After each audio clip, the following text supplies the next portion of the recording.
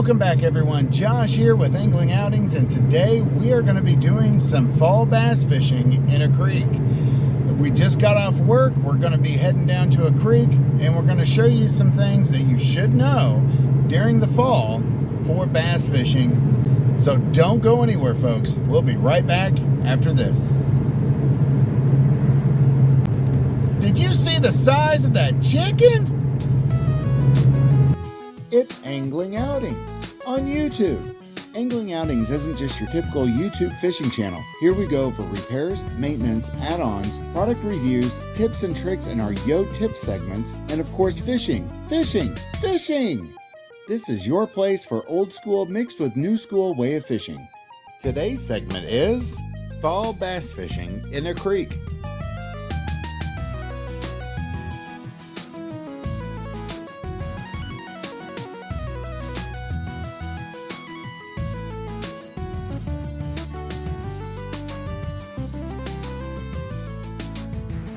Now, when it comes to bass fishing in the fall, whether it's a creek, a lake, reservoir, a pond, there are some key features to really look at and pay attention to. One is the vegetation that's in the water. That could be weeds, it could be hydrilla, it could be other aquatic vegetation that is green that gives off oxygen to the fish. And into the fall, the aquatic vegetation is going to start dying off. It's going to turn brown. You want to avoid those. Go to the green patches. And when it gets to the late fall, like it is with us right now, concentrate on wood. Wood holds a certain amount of heat, and the fish are going to relate to it. They're going to use it for cover, for food, and to keep a little bit warmer during this time of the year. So, with that being said, there's a lot of wood. It could be tree stumps, it could be standing timber, it could be laydowns like this right here. Where there are trees, there's going to be usually mud or a dirt bottom, or there's going to be some sort of rock bottom or gravel bottom. Those are key spots for crawfish. And the bass are going to feed on the crawfish until the water temperature gets down into the 50s. Don't settle for the stereotype that they only feed on shad during the fall, because they also feed on the crawfish. Now, bass do push the shad up into pockets, into coves, and into creeks to where they can trap the shad and feed on them and fatten up for the winter. They got to put on that weight to last through the cold months ahead. So that is another thing that is good to know, that they feed on crawfish. So bring out your crankbaits, your soft plastics, and your bass jigs and throw them along them trees.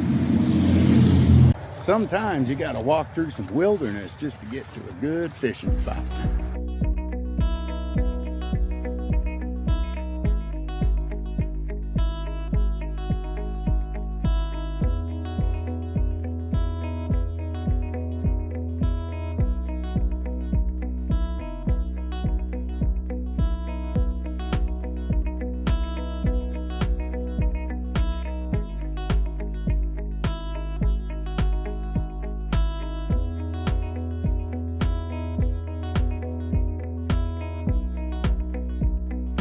Now today we're going to be using a Wordens Rooster Tail inline spinner.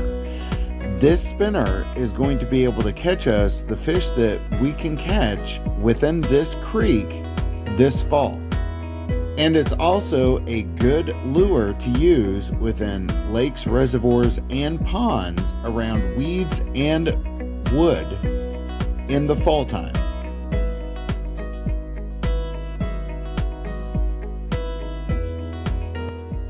The rooster tail falls about 1 foot per second, and the way that I retrieve the rooster tail is I'll throw it out there.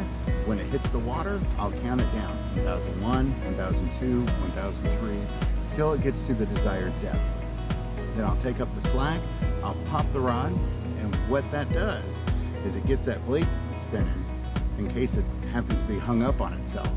And also, when you pop the tip and this darts, if there's a fish sitting there, that fish will hit it more times than Cletus will find a raccoon on his back porch.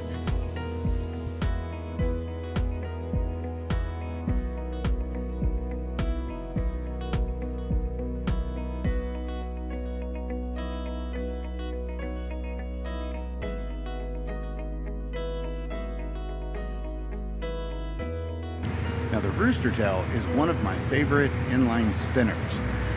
This spinner isn't just a trout lure.